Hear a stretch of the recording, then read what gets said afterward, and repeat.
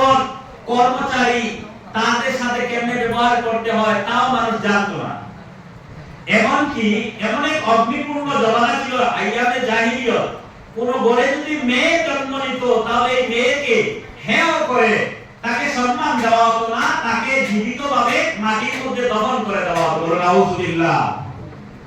এমন এক পরিবেশ ছিল যে সময় মহিলাদের কোনো সম্মান ছিল না, নারীরা এত অবহেলিত ছিল।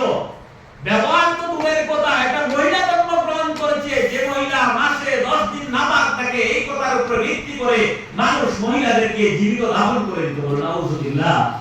কিন্তু আমরা এমন এক রহমতের নবী পেয়েছি, তিনি এসে বিশ্ববাসীকে আজকে উপহার দিলেন, নারীকে, মহিলাদেরকে আসমান চুম্বি সম্মান দিয়ে, মর্যাদা দিয়ে, নারীকে জান্নাতের রানীর মর্যাদা দিয়ে আল্লাহ পাক পৃথিবীর জমিনে যেমন ওয়াদা করেছিলেন, যেমন কোরআনে ওয়াদা করেছিলেন, মুহাম্মদ সাল্লাল্লাহু আলাইহি সাল্লাম মহিলাদেরকে নারীর মর্যাদা দিলেন, সম্মানের মর্যাদা দিলেন। মহিলাদের পড়ার সুযোগ ছিল না, নবীজি এসে মহিলাদেরকে শিক্ষা বাধ্যতামূলক করে দিলেন। নবীজি এসে এই কথা কমন হিসাবে বলে দিলেন, তলাবুল ইলমু ফারিদাতুন আলা কুল্লি মুসলিম ওয়া মুসলিমা, এই কথা উপস্থাপন করে দিলেন নবীজি। এর আগে মহিলাদেরকে পড়ার অধিকার ছিল না। এমনকি মহিলারা মানুষ হিসাবে গোনার মধ্যে পড়তো না, এত জাহিলিয়ত অবস্থা ছিল। সেই অগ্নিপূর্ণ অবস্থাকে বিশ্বনবী মুহাম্মদুর রাসূলুল্লাহ সাল্লাল্লাহু আলাইহি সাল্লাম কোরআনুল কারীম দিয়ে আল্লাহ পাক পরবর্তীকার আলামিনের হুকুমগুলোকে এমন ভাবে বাস্তবায়ন করেছেন যে পৃথিবীটা আজকে এই মুহাম্মদ সাল্লাল্লাহু আলাইহি সাল্লামের চরিত্র, ব্যবহার এবং মুহাম্মদ সাল্লাল্লাহু আলাইহি সাল্লামের উপহারের রূপে গোটা পৃথিবী, গোটা জাতি এতিম হয়ে আছে। আরে কোথায় ছিল সেই জাতি, যে জাতির কাছে মহিলার সম্মান ছিল না, যে জাতির কাছে বাপের সম্মান ছিল না, মায়ের সম্মান ছিল না, ছেলের আদর কি জিনিস ছিল না, শুধুমাত্র অগ্নিপূর্ণ রক্তাক্ত অবস্থায় ছিল মানুষ। পৃথিবীটা রক্তাক্ত অবস্থায় ছিল, যাকে মারতে চাইতো মানুষ মারতে পারতো, যাকে গালি দেওয়ার ইচ্ছা করতো গালি দিত, যাকে যেমন চাইতো তেমন ভাবে ব্যবহার করতো।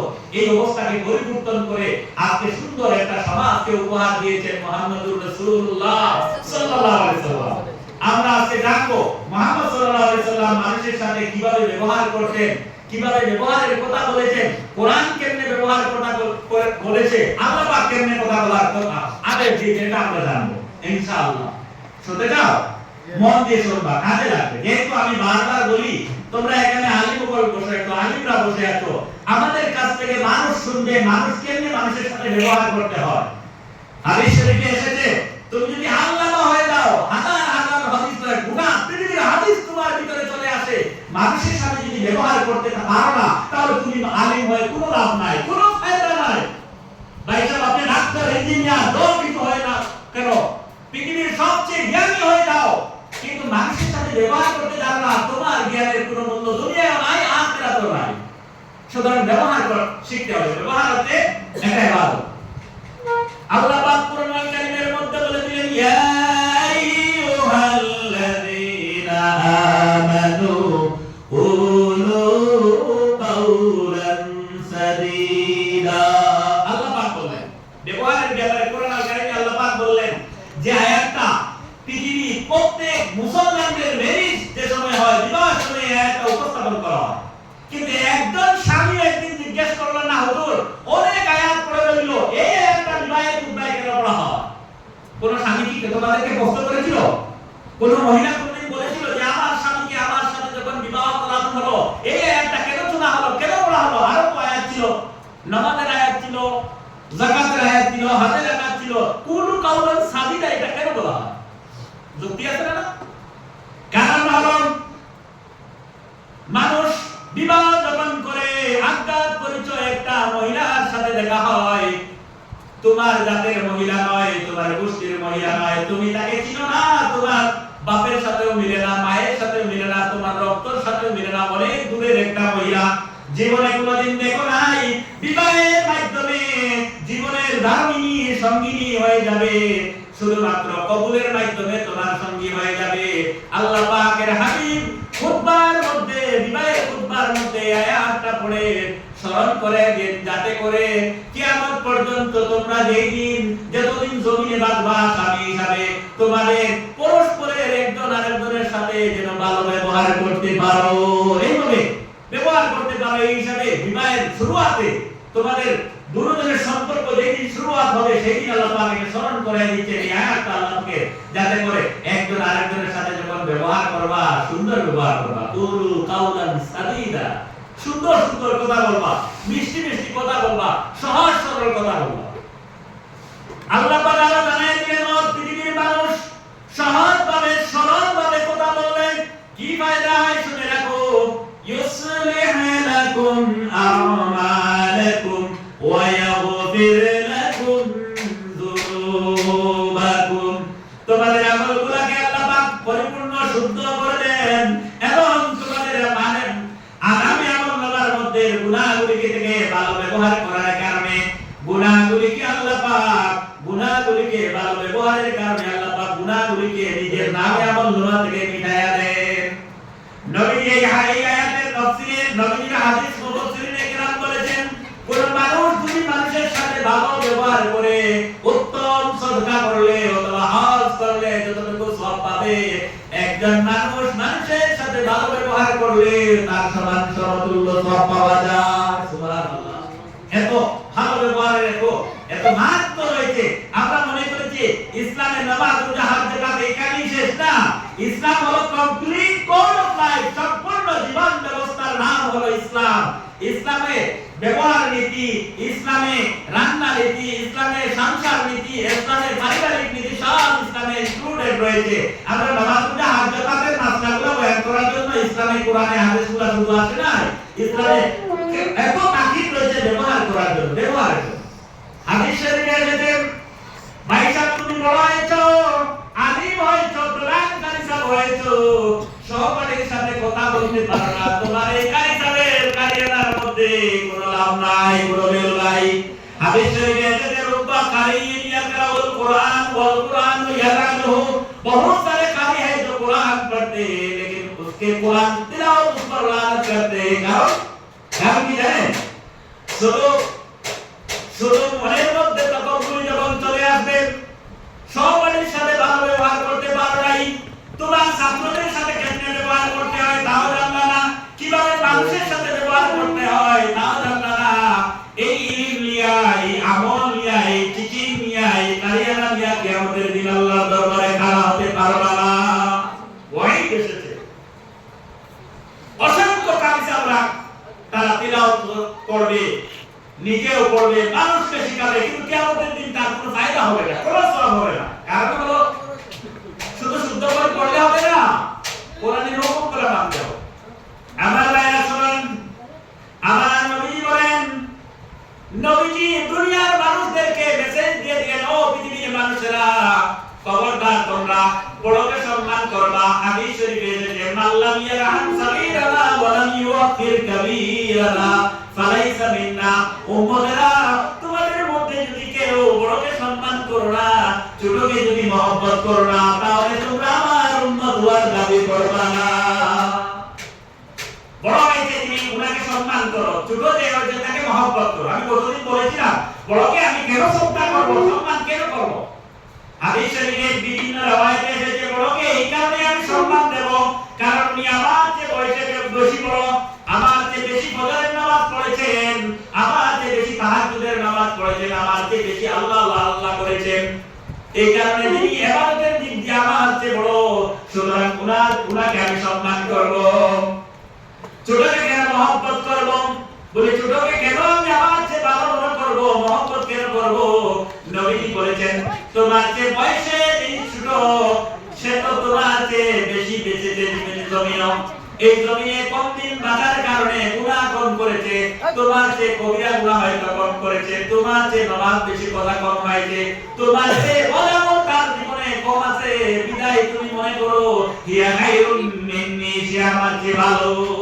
তাকে মহব্বত করে। নবীজি ছোট বাচ্চাদেরকে বাবু বলে ডাকতেন, বাবু বলে ডাকতেন, ছোট ছোট বাচ্চাদেরকে এত মহব্বত করতেন। হাদিস শরীফে এসেছে, বাচ্চারা যে লোককে পছন্দ করে, বাচ্চারা যে মানুষকে তার ব্যবহারের কারণে পছন্দ করে, সে যেন জন্মতি। নবীজি অন্য রায়াতে বলেছেন, যদি কোনো মানুষকে বাচ্চা পছন্দ করে, বাচ্চারা কোনো মানুষের কোলে বেশি যায়, বাচ্চারা বেশি আদর পায়, তাহলে জন্মতি সুবহানাল্লাহ বলা। জান্নাতি মানুষের কাছে বাচ্চারা আদর পায়। আর বাচ্চারা একটা বৈশিষ্ট্য হলো যে জায়গায় সে আরাম পাবে, ব্যবহার ভালো পাবে, তাকে সে পছন্দ করে। সুতরাং নবী বলেছেন, কায়দা করে বলছেন, ব্যবহার যারা উত্তম, যাদের ব্যবহার উত্তম তারাই জান্নাতি। কারণ বাচ্চা তোমার কুলে তখন আসবে তুমি যদি ব্যবহারের দিক দিয়ে ভালো হও, আদরের দিক দিয়ে ভালো হও, তাকে মহব্বত করো, তার সামনে চোখ রাঙিয়ে কথা যদি না বলো, ধমকি দিয়ে কথা না বলো, তাহলে সে আদর করবে। এমন কি আমার নবী মুহাম্মদুর রাসূলুল্লাহ সাল্লাল্লাহু আলাইহি ওয়াসাল্লাম নিজের জীবনে ছোটদেরকে কতটুকু মহব্বত করতেন শুনলে অবাক হবাম। নবীজির পরে একজন খাদিম ছিলেন হযরতে আনাস, 10 বছর তিনি খাদিম ছিলেন, ছোট বাচ্চা। হযরতে আনাস কসম করে বলেন, আল্লাহি আল্লাহর কসম, ছোট বাচ্চা 10 বছরের একটা বাচ্চা খাদিম। কখনো কখনো এমন হবে নবীজি যে কথাটা বলতেন তার উল্টো কাজ করত। নবীজি যদি লাঠি আনার কথা বলতেন অন্য জিনিস নিয়ে আসতে পারতেন। এত মানে ছোট বাচ্চা আকল ছিল সীমিত। এই অবস্থায় নবীজি জমানায় নবীজি বলে 10 বছর তিনি ছিলেন, তিনি বলতেছেন, ওয়াল্লাহি আমি আল্লাহর কসম করে বলি, আমি বাচ্চা হিসাবে বাচ্চা হিসাবে আমি অনেক অপরাধ করেছি, অনেক দুষ্টামি করতাম, কিন্তু নবীজি একটা দিন আমাকে দেখি মেরে ধমক ধরে আমাকে কোনদিন কথা বলে নাই। সুবহানাল্লাহ। ছোট বাচ্চা বলতেছে 10 বছর আমি নবীজি বলেছিলাম, একটা দিন নবীজি আমাকে ধমক করে বলে নাই, এটা করে নাই কেন, এই কাজ কেন করো নাই, ছাগলগুলা নিয়ে কেন বকরি চড়াইতে যাও নাই, এই কাজ কেন করো নাই, এইভাবে নবীজি আমাকে কখনো বলেন না। আরেকটি riwayat এসেছে, ঈদুল ফিতরের একটা হাদিস মনে পড়ে গেল। এতিমদের ব্যাপারে নবীজি কেমন ভাবে ব্যবহার করতেন। কুরআন কারীমে এতিমদের ব্যাপারে বলা হয়েছে, তাদেরকে তোমরা ধমক দিবা না, তাদেরকে তোমরা হেয় করবা না, এতিম বলে তাদেরকে তোমরা ছোট মনে করে তাদেরকে বড় বড় কথা বলে তাদেরকে লজ্জিত করবা না, তাকে হেয় করবা না। এমনকি এমন এক জমানা ছিল যে জমানায় এতিমদেরকে মানুষ মহব্বত করত না।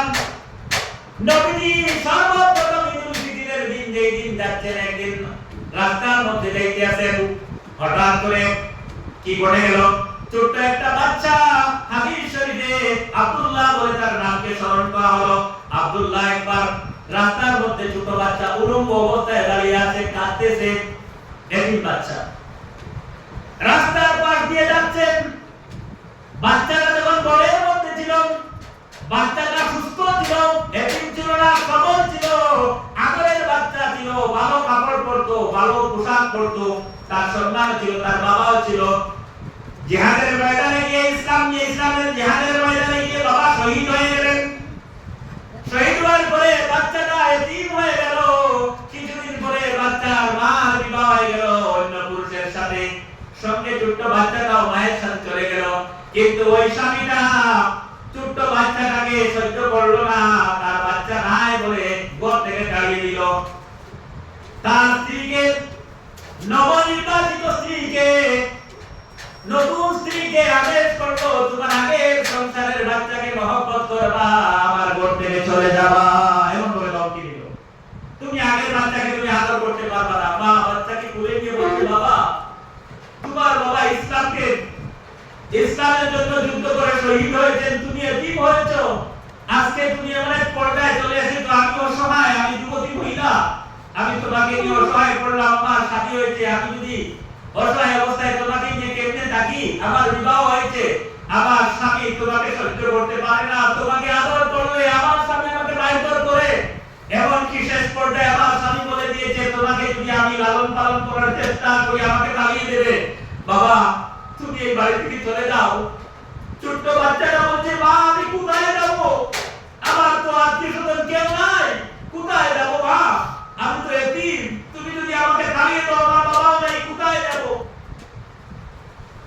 মহিলাটি কেঁদে কেঁদে বলল, বাবারে তোমার বাবা যেদিন প্রতিষ্ঠা করার জন্য মুহাম্মদুর রাসূলুল্লাহর সাথে গিয়ে শহীদ হয়েছিলেন, তুমি এতিম, এতিমের দুঃখ এতিম ছাড়া কেউ বুঝবে না, আমার স্বামী এত জালিম, তোমাকে মারধর করবে, বাবা তুমি চলে যাও মুহাম্মদের কাছে, মুহাম্মদ তোমাকে আদর করবা।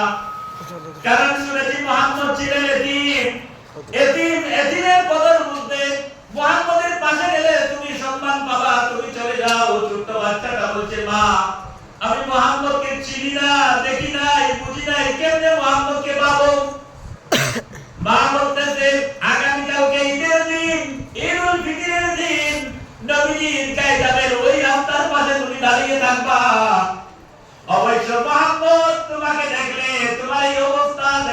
মুহাম্মদ তোমার সাথে কথা না বলে যাইবে না। মুহাম্মদকে তুমি দেখতে পাইবা, মুহাম্মদ তোমার সাথে কথা বলবা, তুমি দাঁড়িয়ে থাকবা।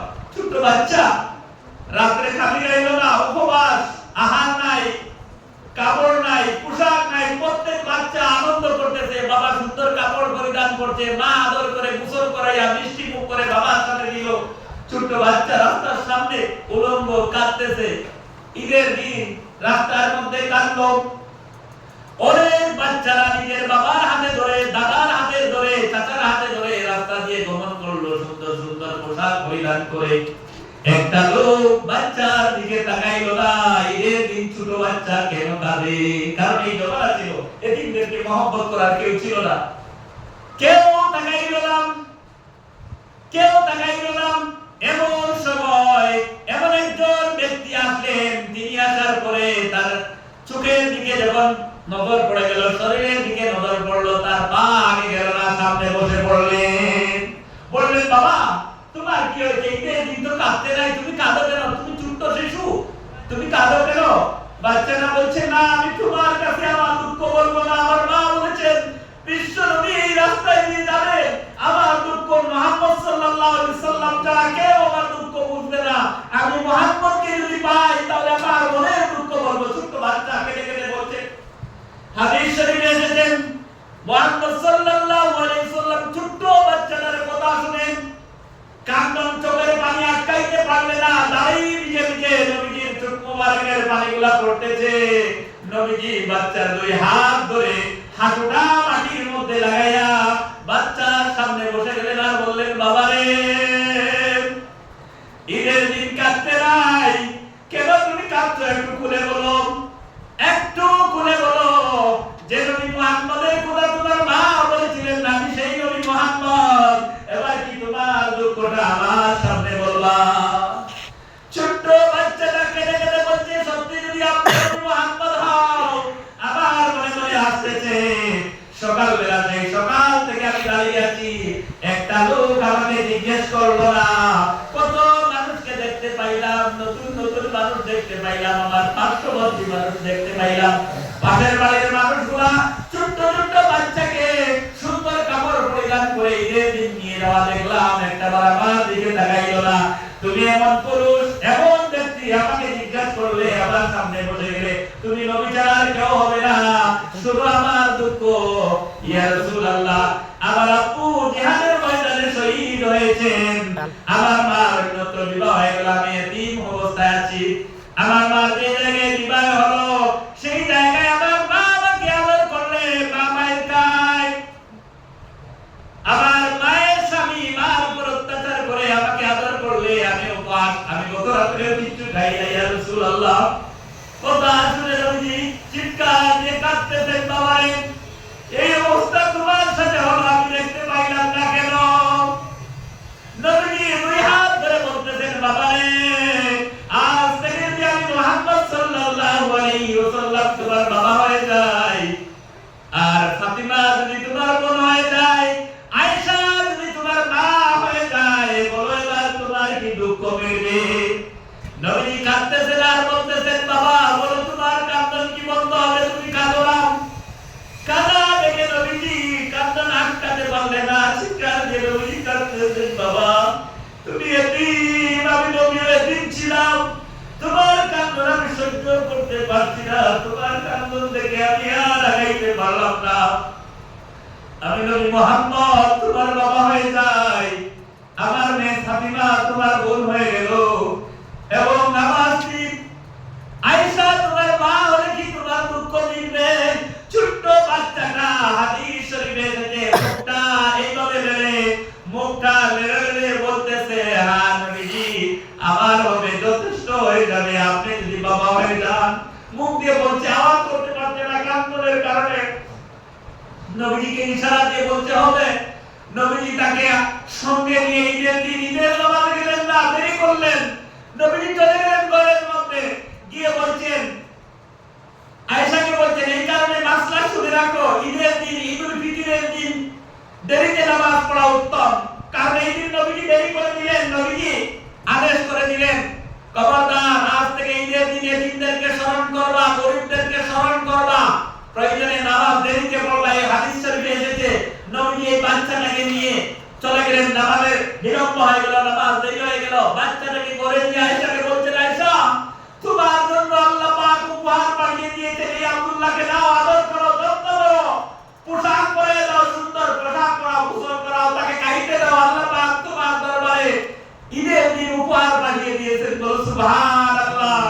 এই ছিল নবীর এতিমদের সে ভালোবাসা। নবীজি শুধু তাই নয়, বলেছেন একদিন ঈদের দিন এসে এই পতাকা নবীজি খুতবার মধ্যে উপস্থাপন করলেন, আর তিনি রাজস্বভাবে এলান করে দিলেন, আনা আবাল ইয়াতীম, আমি হলাম এতিমদের পিতা, আর যারা এতিমদেরকে মহব্বত করবে তারা আমাকে মহব্বত করব, আর যারা এতিমদেরকে হেয় করলো তারা আমাকে হেয় করলো। নবীজি পরিষ্কার ভাষায় ঈদের দিন এই কথাটা উপস্থাপন করলেন। আমি হাদিস শোনাচ্ছি ভাইরা আমার, বানিয়ে কথা বলছি না। নবীজি বলতেছেন আনা আবাল ইয়াতীম, কারণ হলো নবীজি এমন অবস্থায় জন্মগ্রহণ করলেন, জন্মের আগে বাবা দুনিয়া থেকে চলে গেলেন। নবীজিকে মহব্বত করার তখন কেউ ছিল না। এতিম অবস্থায় নবীজি জন্মগ্রহণ করলেন। আল্লাহ পাক নবুয়তের সময়, নবুয়ত পাওয়ার সময় নবীজিকে বলছেন, আলাম ইয়াজিদকা ইয়াতীমান ফাআওয়া। ও নবী, তোমাকে তো আমি এতিম অবস্থায় পেয়েছিলাম, তোমাকে কি আমি এতিম অবস্থায় পাই নাই? তুমি আমি আর ঘর থেকে যেই দিন চলে আসলা তুমি তো এতিম ছিলা, তোমাকে পাওয়া এতিমান পাওয়া, তোমাকে আমি আশ্রয় দিয়েছি। সুতরাং যারা এতিমকে আশ্রয় দিবে তারা আল্লাহর হুকুম কায়েম করবে, যারা এতিমকে মহব্বত করবে তারা নবীকে মহব্বত করবে, আল্লাহর হুকুম পালন করবে। সুবহানাল্লাহ। নবী বাধ্যতামূলক করলেন, তোমাদের নামাজ কোনো কাজে আসবে না, ঈদের দিন কোনো নামাজ কাজে আসবে না। তোমার পাশের বাড়ির এতিম যদি উলঙ্গ থাকে, পাশের বাড়ির এতিম যদি ঘরের মধ্যে চুলায় জ্বলে না, আগুন জ্বলে না, তুমি ঈদের দিন আসবা না। এই দিন আরেকটা হাদিস বলেছেন, লাইসা লাইদু লিমান আকালা ওয়া শারিবা, ইন্নামা লাইদু লিমান আখলাসা লিল্লাহি ওয়া আমাল। ও পৃথিবীর মানুষেরা, তাদের জন্য ঈদ না, যারা রমজান শরীফে খাইলো ঘুরলো তাদের জন্য ঈদ না, বরং ঈদ তাদের জন্য তারা নিজেও খাইলো, অপরকেও খাওয়াইলো, গরীবকে খাওয়াইলো, এতিমদেরকে মহব্বত করলো, ভালো ভালো আমল করলো, তারা যেন ঈদের নামাজে আসে। নবী বলে, লাইসা লাইদু লিমান আকালা ওয়া শারিবা, ইন্নামাল ঈদু লিমান আখলাসা লিল্লাহি ওয়া আমাল। তাদের জন্য ঈদ যারা ভালো আমল করছে। শুধু উপবাস থাকলে ঈদ হবে না, না, ঈদ তাদের জন্য। আমার ভাইরা, হাদিস শরীফে এসেছে নবীজি বলছেন, যদি কোনো মানুষ কোন এতিমের মাথার মধ্যে যদি হাত দেয়, এতিমের মাথার মধ্যে সান্ত্বনামূলক যদি কোনো হাত দেয়, এতিমকে আদর করে, তার হাতের নিচে যতটা নুন থাকবে ততটুকু সওয়াব আল্লাহ পাক তার নামে আমলনামায় লিখে দেন। সুবহানাল্লাহ। কি ইসলাম পেয়েছি।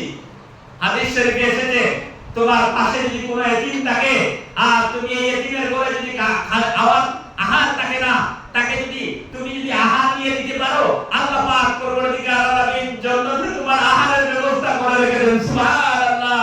আর অন্য riwayate ওয়াহিদ হিসাবে এসেছে, তুমি বলে গরুর গোশত রান্না করে খাবা, বকরির গোশত রান্না করে খাবা, পাশের বাড়ির এতিম মানুষ উপবাস হিসাবে রয়েছে, আল্লাহর কসম তোমার জন্য জাহান্নাম অপেক্ষায় রয়েছে, তোমার জন্য আল্লাহ পাকের জান্নাতের কোনো সুযোগ নাই।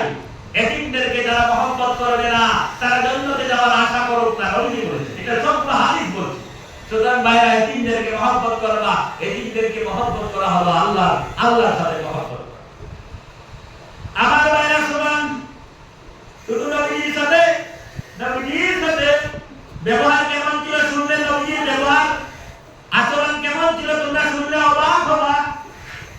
বিশ্ব নবী মুহাম্মদুর রাসূলুল্লাহ সাল্লাল্লাহু আলাইহি ওয়াসাল্লাম গোটা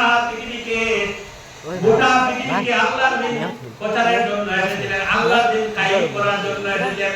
এই পৃথিবীর জমিনে ইসলাম তো বড় হয়েছে শুধুমাত্র ব্যবহারের দিকে তাকাইয়া। নবীর ব্যবহার কেমন ছিল শুনুন মুসলমান। যেই সময় নবী কলিমা পড়তেন, কোরআনের তিলাওয়াত করতেন, মানুষগুলা কোরআনের তিলাওয়াতের আকর্ষিত হয়ে মানুষ মুসলমান হয়ে যেত। আরবে যখন আওয়াজ শুরু হয়ে গেল, মুহাম্মদ সাল্লাল্লাহু আলাইহি ওয়াসাল্লামের সামনে যখন কোন মানুষ কোরআন তিলাওয়াত শুনে যায়, অথবা মুহাম্মাদের ব্যবহারের সামনে যখন কেউ যদি ইসলামের ছায়া চলে যাওয়া ছাড়া তার কোনো উপায় থাকে না, কারণ মুহাম্মদের সাথে কথা বললেই মানুষ মুসলমান হয়ে যায়। কি আকর্ষণ আল্লাহ পাক দিয়েছিলেন ব্যবহারের মধ্যে, কি লালিত্য, কি মজা দিয়েছিলেন। নবীর সাথে কেউ যদি কোনো কাফির কথা বলতো সাথে সাথে মুসলমান হয়ে যেত। নবীর হাতে পাওয়ার ছিল, কিন্তু নবী তার হিকমত ব্যবহার করতেন। কি হিকমত? আল্লাহ পাক বললেন, ও দুনিয়ার মানুষেরা, তোমরা যখন কোন মানুষকে কোন হুকুম করো, আদেশ করো, আল্লাহর দ্বীনের প্রতি ডাকো, তখন ব্যবহার ভালো করে হিকমত ইউজ করো। উদউ ইলা সাবিলি রাব্বিকি বিল হিকমাতি ওয়াল মাউইযাতিল হাসানা। সুন্দর সুন্দর কথা বলে হিকমত ব্যবহার করে মানুষকে দ্বীনের প্রতি ডাকো, তখন তোমরা কামিয়াব হবা। আমার ভাইরা শুনুন, আরবে যখন আওয়াজ উঠে গেল, তোমরা খবরদার মুহাম্মদের সামনে যাবা না, মুহাম্মদের কথার মধ্যে জাদু রয়েছে, মুহাম্মদ জাদুকর হয়ে গেছেন, মুহাম্মদের সাথে কথা বললে মানুষ মুসলমান হওয়া থেকে বিরত থাকতে পারে না, তার ধর্ম বাধ্যতা ধর্ম ছাড়তে হয়। এই আওয়াজ উঠে গেল। একজন বৃদ্ধা মহিলা, তার বাবা ছিলেন ইহুদি, মা ছিলেন ইহুদি, স্বামী ছিলেন ইহুদি, তিনি একা বিধবা, কেউ নাই। একটা পূজা বস্তা নিয়ে, মাথার মধ্যে বিরাট একটা পূজা নিয়ে রাস্তার দিক দিয়ে গমন করলেন। উদ্দেশ্য, এই আরবের জমিনে এত মুহাম্মদের এত প্রচার শুরু হয়েছে, যে মুহাম্মদের সামনে চলে যায় সে মুসলমান হয়ে যায়। আমি যেন মুহাম্মদের সাথে যেন দেখা না হয়, আমি যেন আমার বাপদাদার ধর্মে থাকতে পারি, এই উদ্দেশ্য করে মহিলাটি বলল, আল্লাহর দিন তো আর ছোট নয়, আল্লাহর জমিন তো আর ছোট নয়, মুহাম্মদ থেকে কোনো দূর দেশে চলে যায় যাতে করে মুহাম্মদ আমার সাথে দেখা না হয়, মুহাম্মদ এবং আমার সাথে যেন দেখা না হয়, এই উদ্দেশ্য করে তার যে সামান ছিল, লুটা বালতি এইগুলা কাপড় চোপড় একত্রিত করে মাথার মধ্যে নিয়ে বৃদ্ধা মহিলা বাড়া দিল। রাস্তা অনেক কোন যাওয়ার পরে কোন মানুষের সাথে দেখা, অনেক মানুষের সাথে দেখা হলো, কোন মানুষ মহিলার দিকে তাকাইলো না, কথা বললো না। এমন সময় একজন যুবক, 40 বছরের একজন যুবক, 40 বছরের একজন যুবক বৃদ্ধা মহিলাটাকে দেখে বললেন, মা, ব্যাপারটা বুঝতে পারলাম না, লম্বা জায়গা থেকে দেখতেছি, অনেকক্ষণ থেকে দূর থেকে দেখতেছি, তোমার মাথায় এত বড় বোঝা নিয়ে তুমি আসলে তো তোমার কি ছেলে মেয়ে নাই, তোমার আত্মীয়স্বজন কি নাই? বৃদ্ধা মানুষ, আপনি মহিলা মানুষ, কেন বোঝা বহন করছেন? তোমার কি আত্মীয়স্বজন নাই? ছোট্ট মহিলাটা, বৃদ্ধ মহিলাটা নবীর কথা শুনে দাঁড়িয়ে গেল, বলল, কারণ কি? বলে, না, আমি এই জায়গা থেকে ওই জায়গায় যাইতে চাই, কারণ হলো মক্কার নবী মুহাম্মদ নামে একজন কুলাঙ্গার বাইর হয়েছে, যে মানুষ তার সামনে যায় সে মুসলমান হয়ে যায়, তার আওয়াজের মধ্যে এত মধুর, যে মানুষ একবার সামনে পড়ে যায় সে মুসলমান হয়ে যায়। আমি চাই আমার বাপদাদা যে ধর্ম ছিল সেই ধর্মে আমি জমিন থেকে মরতে চাই। আমার সামান্য দিন রয়েছে, জমিনও সামান্য দিন ভাগ্যবিদ্যা হয়েছি, আমি চাই না মুহাম্মদের জাদুর শিকার হবে, সুতরাং আমি দূর দেশে চলে যেতে চাই। লোকটা বলল, আপনি বিদ্যা কারো, ঠিক আছে, আপনি যাইতে পারেন, আপনার বুঝাটা এই বিদ্যা অবস্থায় বুঝা হওয়া শুভনীয় না, এই বুঝাটা আমাকে দিয়ে দাও। আজ্ঞান করে যে লোকটা এই বিদ্যা মহিলার বুঝাটা মাথার মধ্যে দিলেন, অনেকক্ষণ বহন করে মহিলাটা সামনের দিক দিয়ে যাচ্ছে, পিছন দিকে মহিলা, সামনের দিক দিয়ে নবী চলতেছেন, কারণ নবীদের শান না, মহিলাদের পিছনে যাওয়া নবীদের শান ছিল না। নবীজি এই বোঝা নিয়ে আগে আগে যাচ্ছেন আর বলতেছেন, মা, যে জায়গায় তোমার যাওয়ার গন্তব্যস্থল আছে সেই জায়গায় গিয়ে আমাকে ইশারা করবা। নবীজি আগে আগে যাচ্ছেন, পিছনে মহিলাটা যাচ্ছে, অনেকক্ষণ যাবার পরে বলতেছে, বাবা, এই জায়গায় আমি মনে করি নিরাপদ মনে করছি, এই জায়গায় মুহাম্মদের নেতৃত্ব তীর অথবা মুহাম্মদ সেই জায়গায় আসতে পারবে না, আমি এই জায়গায় থাকলে আমি নিরাপদ থাকবো, আমার ধর্মের উপর অটল থাকতে পারবো, আমি জায়গায় থাকি। মাথা থেকে পূজাটা নামায় দিলেন, মা গো, এই নাও তোমার পূজা, তুমি থাকো, আমি যাই, আসসালামু আলাইকুম। এই কথা বলে নবী রওনা দিলেন। এমন সময় পিছন থেকে মহিলাটা বলল, বেটা, যুবক, দাঁড়াও, তুমি কি কোনো ফেরেশতা? আমি ভালো কাজ করতেছি, বিধায় আল্লাহ পাক আমার জন্য কি ফেরেশতা পাঠিয়ে দিলেন। শত শত মানুষ আমার সাথে দেখা করলো, কেউ এই কথা বললো না, বিনা স্বার্থে কোনো উজ্জ্বল ছাড়া এত বড় পূজা আমার, অত জায়গা অতিক্রম করলাম, মরুভূমি জায়গা অতিক্রম করে আসলাম, কোনো কথা না বলে চলে গেছো, তোমাকে কি আল্লাহ পাঠাইয়াছেন বলো?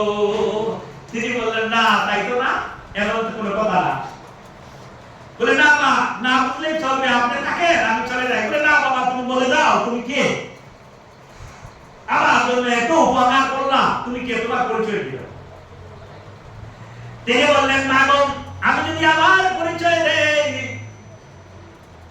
আপনি লজ্জিত হয়ে যাবেন। বলে, না, তোমার পরিচয় দাও। তুমি কোন ফেরেশতা নাকি? তুমি জিবরিল, মিকাইল, ইসরাফিল আছে নাকি? রহমতের ফেরেশতা? বলে, না, আমি কোনো ফেরেশতা নই। আমি হলাম যেই মুহাম্মদের বয়ে তুমি তোমার বাড়ি ঘর ছেড়ে মা চলে আসলো আর এসেছো এত বড় উজান নিয়ে, এত লম্বা পাহাড়িয়া দুর্গম এলাকা অতিক্রম করতেছো। আমি হলাম সেই যুবক মুহাম্মদ সাল্লাল্লাহু আলাইহি ওয়াসাল্লাম। সুবহানাল্লাহ। লোকটার আজ্ঞার পরিচয় লোক এখনো মুহাম্মদ জানে নাই। কথা শুনে মহিলাটি বসে পড়লো আর মুখ দিয়ে তাকাইতে লাগলো। আরে কি বলছো? কি কথা বলছো? তুমি নাকি সেই মুহাম্মদ? তোমার কাছে তো গুণ, তোমার কাছে আশ্চর্য, তুমি না ব্যবহার, এত ভালো ব্যবহার। আমি বিদ্যা মহিলাকে এত ব্যবহার করলাম, এত সাহায্য করলাম, একটা বার তো তুমি পরিচয় দেও নাই, অথচ না পরিচয় দিয়ে চলে যাইতেছো। তুমি কি সেই মুহাম্মদ সত্যিকার? বলে, মা, সত্যি আমি সেই নবী মুহাম্মদ। লোকটাই মহিলাটা কিছুক্ষণ হাদিস শরীফে এসেছে, কিছুক্ষণ চিন্তা করলো, চিন্তা করে বলল, মুহাম্মদ সত্যিকার তুমি যদি মুহাম্মদ হও তোমার হাতটা বাড়াও। আমি তোমার হাতে হাত মিলে পড়ে নিলাম, লা ইলাহা ইল্লাল্লাহু মুহাম্মাদুর রাসূলুল্লাহ। সুবহানাল্লাহ, সুবহানাল্লাহ। কলিমা পড়ে মুসলমান হয়ে গেল। এটাই হলো বিউটি অফ ইসলাম, ইসলামের সৌন্দর্য, ভালো ব্যবহারের। আচ্ছা, ও মানুষকে, এই মানুষটা যতটুকু ইসলামের প্রতি নির্দেশ ছিল তার মনের মধ্যে, এই লোকটা সামনে গিয়ে যদি নসিহত করত, সাহাবায়ে কেরামরা নসিহত করতেন, নবী নসিহত করতেন, এই লোকটাকে তা করা সম্ভব ছিল? সম্ভব ছিল না। কিন্তু নবীর একটা ব্যবহারের মাধ্যমে লোকটা তার ধর্মকে ত্যাগ করে ইসলামের ছায়ার তলে এসেছে। সুতরাং ভাইরা, আজকের পৃথিবীর মানুষ মনে করে ইসলাম এত বিস্তার লাভ করেছে, তাওয়ারের দূরে, শান্তির দূরে, খবরদার এই কথা মোটেই শোভনীয় নয়।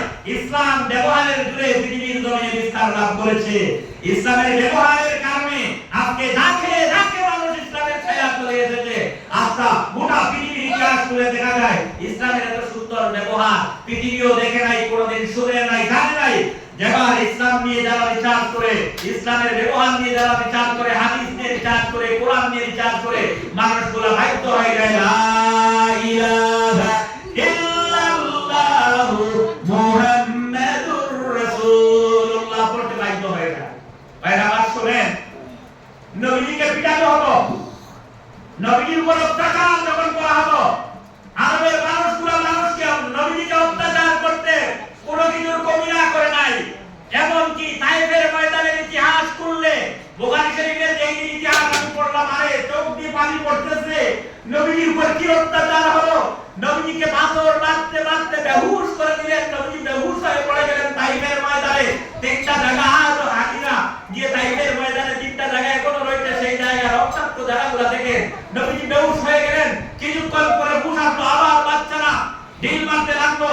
আবু জাহেল, উতবা, সাইবারা লেলিয়ে দিল, বাচ্চাদেরকে পিটাও, ঢিল মারো মুহাম্মদকে, মুহাম্মদকে পৃথিবী থেকে বিদায় করে দাও, এইভাবে আওয়াজ করেছিল। বাচ্চারা আবু জাহেলের কথা শুনে নবীজির উপর প্রহার করলো, বড় বড় পাথর দিয়ে মারলো। নবীজির মাথা ফেটে গেল, শরীর রক্তাক্ত হয়ে পাথরগুলা, পাথরের আঘাতে নবীজির শরীরে এমন কোনো জায়গা রইল না যে জায়গায় আঘাত পড়লো না।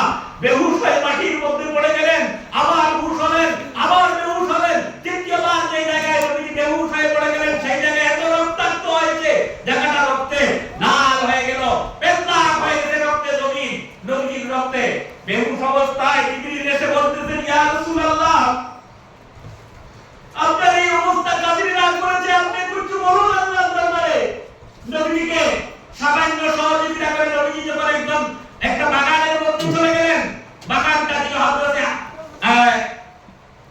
নবীজির আবু জাহেলের বাগান ছিল, আবু জাহেলের বাগানটা ছিল একটা খাজুরের বাগানে গিয়ে নবীজি আশ্রয় নিলেন রক্তাক্ত অবস্থায়, পানি নাই, আহার নাই, 3 দিনের উপবাস। নবীকে এত পীড়া দেওয়া হলো, এত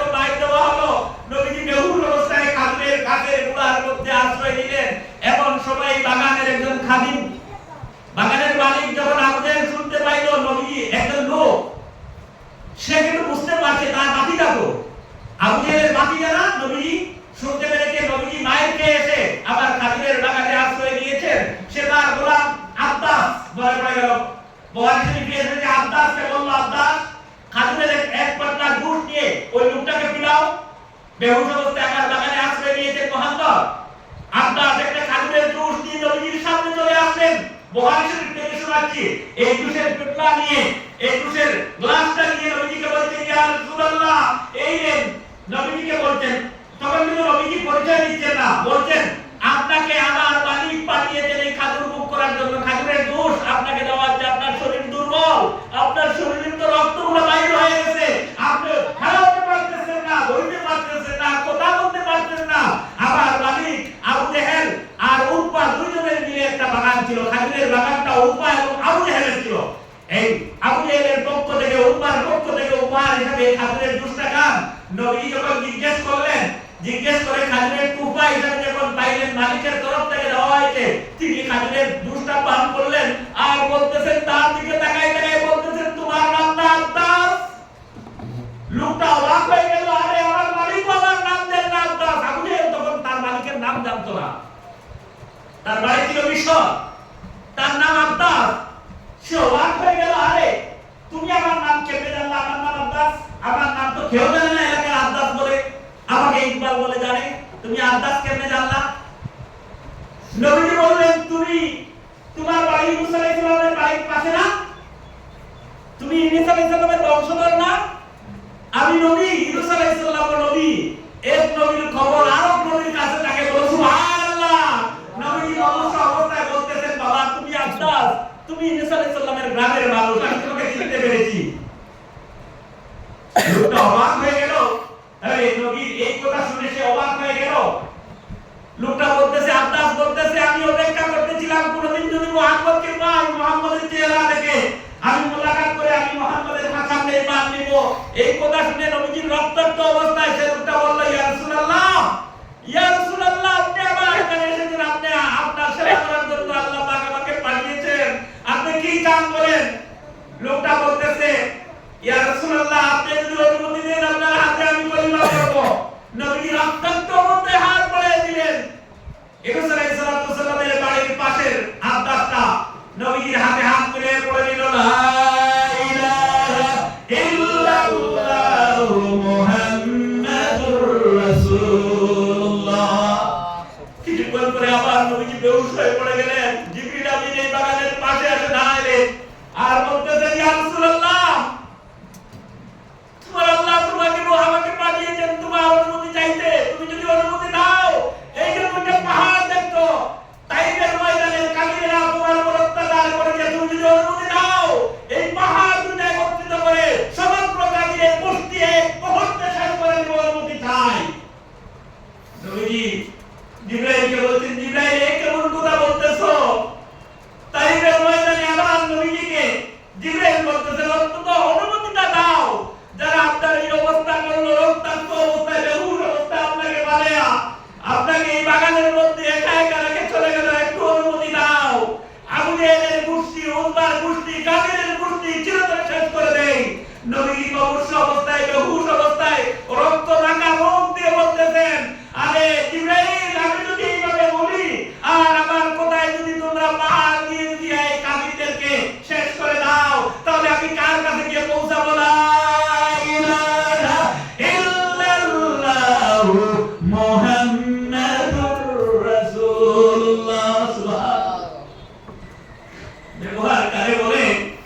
সাংসারিক জীবনের ব্যবহার শুনলে অবাক হবা। পৃথিবীর সর্বধনী মহিলা যিনি হযরত খাদিজা, তার ব্যাপারে হাদিস খুললে শোনা যায় নবীজির ব্যবহারের দিক দিয়ে, ফাতিমার দিক দিয়ে, আয়েশার দিক দিয়ে, আয়েশার সাথে কথা বললে শোনা যায়। হাদিসগুলো যখন আমরা পড়ি নবীজির ব্যবহারের দিক দিয়ে, তখন আয়েশাকে জিজ্ঞেস করা হলো, আয়েশা বলতেছেন, কানা কুলুকুহু আল কুরআন, নবীজির চরিত্র ব্যবহারের দিক দিয়ে আমাকে প্রশ্ন করো না, কোরআনকে জিজ্ঞেস করো। নবীজির পরিচয় দিয়ে নবীজির ব্যবহার, চরিত্র, কানা কুলুকুহু আল কুরআন, নবীজির চরিত্রটাই হচ্ছে কোরআনুল কারীম। হযরত খাদিজা ইন্তেকালের সময় শুনলে অবাক হলো। খাদিজা কোন মহিলা? পৃথিবীর জমিনে শ্রেষ্ঠ ধনী মহিলা খাদিজা। নবীজি ছিলেন এতিম, টাকা ছিল না, সম্পদ ছিল না। সর্বপ্রথম যখন খাদিজা প্রস্তাব দিয়ে নবীজিকে বিবাহ করলেন, নবীজির বয়স 40 বছর, 23 বছর, খাদিজার বয়স 40 বছর।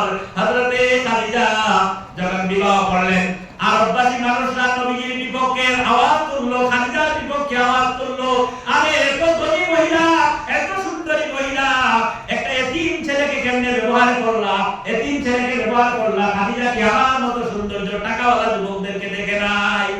আরবের দরিদ্র বাচ্চারা, দরিদ্র বলের ছেলেরা উপস্থাপন করতে লাগলো খাদিজার স্বামী দুনিয়া থেকে চলে গেছেন সত্যি, কিন্তু খাদিজা দ্বিতীয় যখন বিবাহ করলেন তাহলে কি দলিল পাইলেন না? আমাদের মতো যুবক টাকা করত এই মুহাম্মদকে এতিম বাচ্চা, গরিব বাচ্চাকে কেন বিবাহ করলেন? তখন নবী নবুয়ত আর পান নাই, সেই সময় নবীজির নবুয়ত আসেন নাই, নবীজির বয়স 23 বছর আর নবীর নবুয়ত পেয়েছেন 40 বছরে।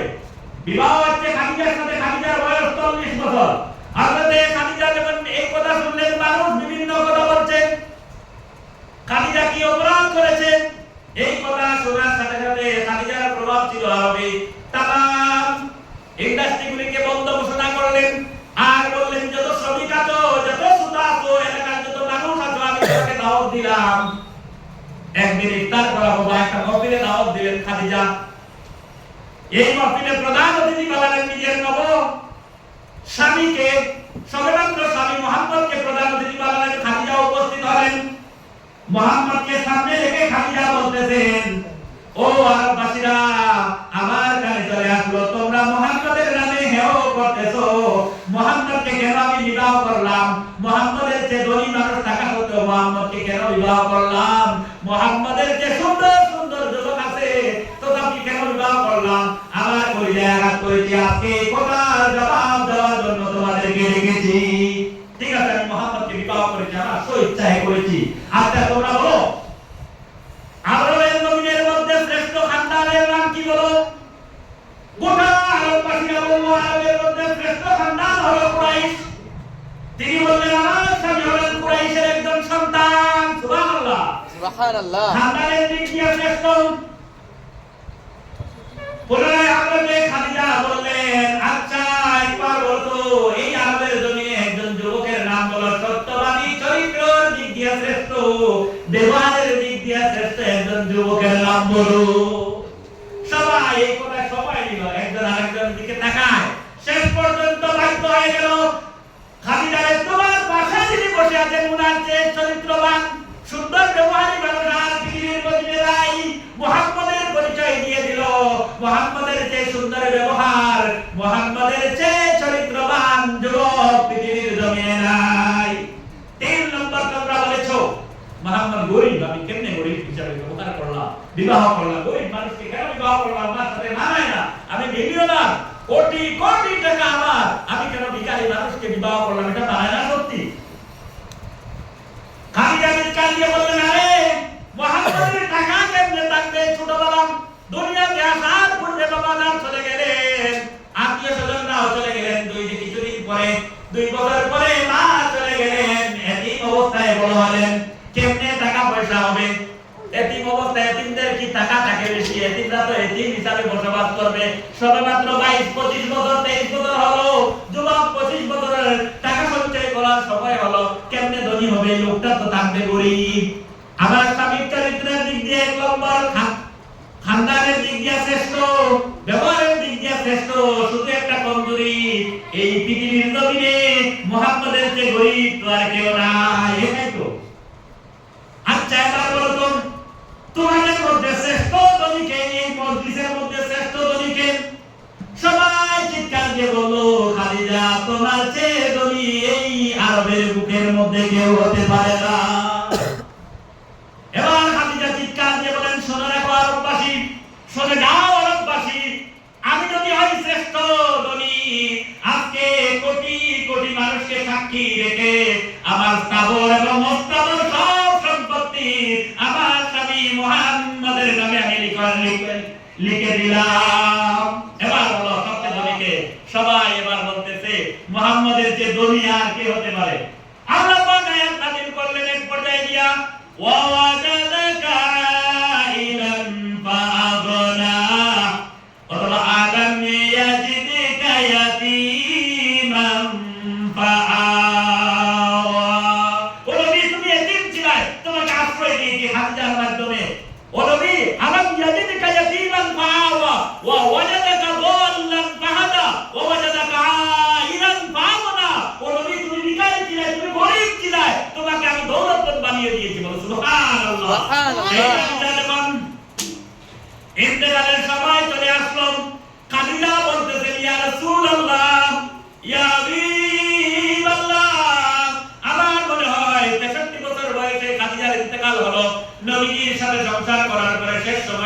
খাদিজা বলতেছেন ইয়া রাসূলুল্লাহ আপনি ছিলেন আমার স্বামী রাহমাতুল লিল আলামিন, জীবনে কোনো খেদমত করতে পারি নাই, কোনো সাহায্য তোমার সাথে করতে পারি নাই, তোমার কোনো সাহায্য করি নাই, কিন্তু এত ব্যবহার দিয়েছো, ভালো ব্যবহার দিয়ে তুমি আমাকে পাগল করেছো ইয়া রাসূলুল্লাহ। আমি স্ত্রী হিসাবে সাক্ষী দিয়েছি জীবনে কোনোদিন আমাকে তুমি হেয় করো নাই, কোনোদিন তুমি আমাকে কোনো এমন কোনো জেল কিনারে কোনোদিন কথা বলো নাই ইয়া রাসূলুল্লাহ। আপনি আমার সাথে কোনোদিন মুকরম হিসাবে কথা বলো নাই, উচ্চ আওয়াজে কোনোদিন কথা বলো নাই। স্ত্রী হিসাবে অনেক গুনাহ হতে পারে, কিন্তু কোনোদিন তোমার কাছে কোনো কষ্ট পাই না। খাদিজা বলতেছেন আল্লাহ পাক আপনাকে রহমতুল লিল আলামিন বানিয়ে আমাকে খেদমত করার তৌফিক দিয়েছিলেন, কিন্তু আমি খেদমত করতে পারি নাই। এমন অবস্থায় নবীজির কোলের মধ্যে মাথা দিয়ে খাদিজা বসে আছেন। খাদিজা বলতেছেন ইয়া রাসূলুল্লাহ তোমার চেয়ে চরিত্রবান, তোমার চেয়ে সুন্দর ব্যবহারী স্বামী এই পৃথিবীর জমিনে আমার চেয়ে ভালো কেউ পাবে না, পায় নাই। খাদিজা বলতেছেন হাদিস শরীফে এসেছে কোন স্ত্রী যদি কারো স্বামীর ব্যাপারে বলে যে আমার স্বামী আমার কাছে উত্তম, এই স্বামীটা জান্নাতে, বলো সুবহানাল্লাহ। স্ত্রীর কাছ থেকে স্বামীকে দিতে হবে, জান্নাতে যাইতে হবে।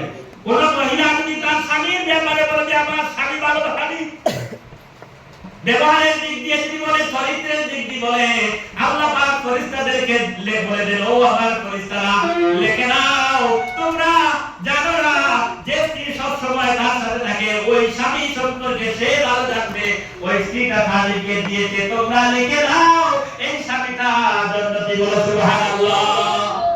খাদিজা বলতেছেন ইয়া রাসূলুল্লাহ আমি জানি আপনি রাহমাতুল লিল আলামিন, আমি আপনার খেদমত করতে কেমন করতে পারি নাই, আপনার সাথে ব্যবহার কেমন হয়েছে জানি না ইয়া রাসূলুল্লাহ, জীবনে ভালো ব্যবহার করতে পারি নাই, আপনার সাথে বেয়াদবি করার কারণে হয়তো আল্লাহ পাক আমাকে আটকায় দিবেন। ইয়া রাসূলুল্লাহ আমাকে তুমি একটু দয়া যদি করো, আমার দুইটা কথা আমি আপনাকে চাইবো। বিশ্বনবী খাদিজাকে বললেন, তবে কোলে নিয়ে বললেন খাদিজা রে জীবনে কোনদিন তুমি আমাকে কষ্ট দাও নাই রে খাদিজা, আমার কোনো আশ্রয় ছিল না, টাকা ছিল না, পয়সা ছিল না, খাদ্য ছিল না, তুমি সব দিয়ে আমাকে পরিপূর্ণ করেছো। ইতিমধ্যে আল্লাহ পাক আমাকে জানাই দিলেন আলাম ইয়াজিদিকা ইয়াতীমান ফাআওয়া ওয়া ওয়াজাদাকা দাল্লান ফাহাদা ওয়া ওয়াজাদাকা আইলাম ফাগনা। খাদিজা তোমার নাই, তুমি আল্লাহ পাক আমাকে সাহায্য করেছেন, তুমি কেমন কথা বলো? বলে না ইয়া রাসূলুল্লাহ আমি শুনেছি স্বামীর সাথে যারা বেয়াদবি করে কবরের অবস্থা খারাপ হয়, ওদের কবরের আযাবের ব্যবস্থা থাকে। ইয়া রাসূলুল্লাহ আপনার অনেক সময় আপনার বেয়াদবি হয়েছে, সময় মতো আপনার খেদমত করতে পারি নাই, আমার মনে হয় দুনিয়া থেকে বিদায় নেবার পরে আমার কবরে কি অবস্থা হবে। আমি একটা দাবি রাখতে চাই, বলুন আপনি কি আমার এই দাবিটা পূরণ করবা? খাদিজা বলছেন, এই কথা বলার সাথে সাথে নবীজি বললেন ইয়া খাদিজা জীবনে কোনো জিনিস চাও নাই, এত অবস্থা থেকে খারাপ অবস্থা থেকে তুমি আমাকে আসমান চুম্বি মর্যাদা দিয়েছো, আজকে তোমাকে আমি বলতেছি তুমি আজকে যা যা চাইবা সব আমি তোমার পূরণ করব, বলো সুবহানাল্লাহ।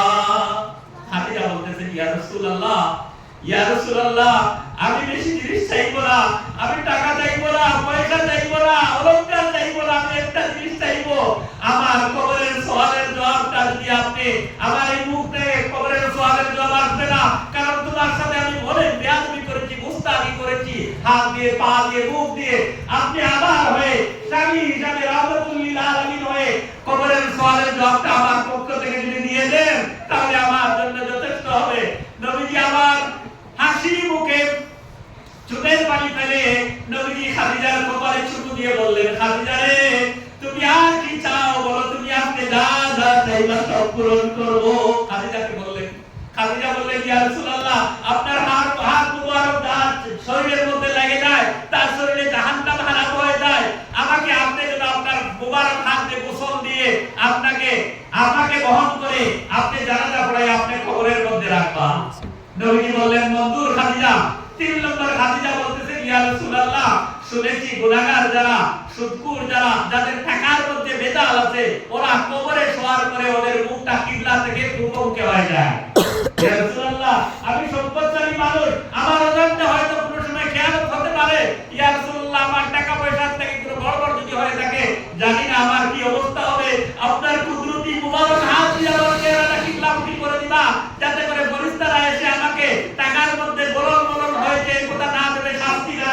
আমার কুদরতি হাত দিয়ে আমার মুখটা কিবলামুখী করে দেবা। নবীজি বললেন মঞ্জুর।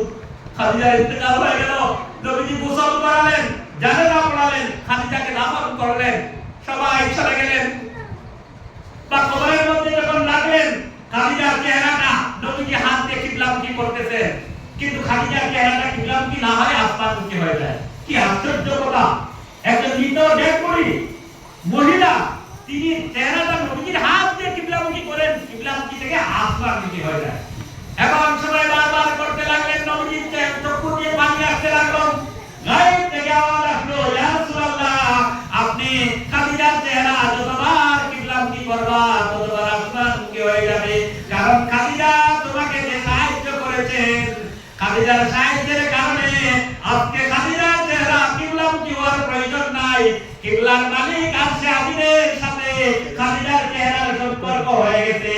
ইয়া রাসূলুল্লাহ, খাদিজার চেহারা চাইলেও আপনি আসমানমুখী থেকে সরাতে পারবেন না।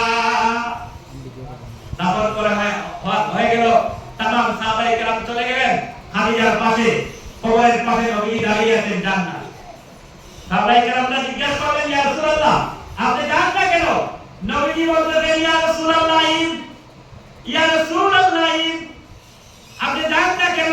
নবীজি সাহাবায়ে কেরামদেরকে বলতেছেন, আমার খাদিজার কবরের সওয়ালের জবাব না দেওয়া পর্যন্ত আমি যাব না, আমি ওয়াদাবদ্ধ।